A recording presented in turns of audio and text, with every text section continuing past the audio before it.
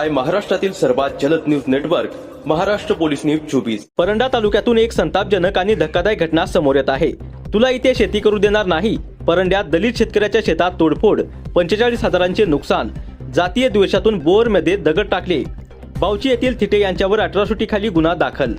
जातीय द्वेषातून एका दलित शेतकऱ्याला लक्ष्य करून त्याच्या शेतातील पाईपलाईन, बोरवेल आणि सिंचन साहित्याची तोडफोड केल्याची धक्कादायक घटना परंडा तालुक्यात घडली आहे।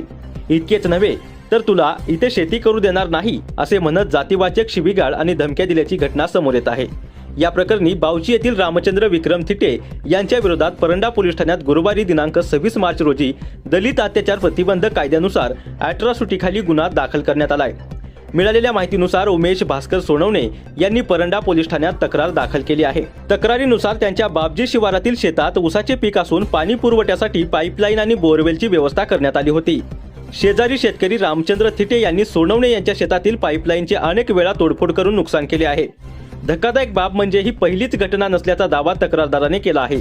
याआधीही अनेक वेळा पाईपलाईनचे जॉईंट, क्वाक आणि सिंचन साहित्य तोडून नुकसान करण्यात आले व शेतकऱ्याला पळवून लावण्याचा प्रयत्न करण्यात आला।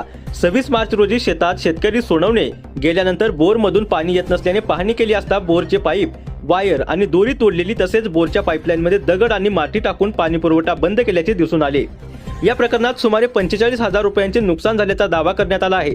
नुकसान करून आरोपी पळून जात असताना सोनवणे यांनी स्वतः पाहिले आहे।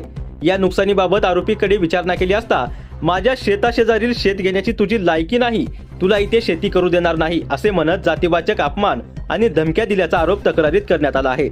तसेच इथे 18 पगड जाती जमा झाल्या आहेत, त्यांना इथून हाकलून लावणार असे संतापजनक वक्तव्य केल्याचाही दावा तक्रारदाराने केला आहे।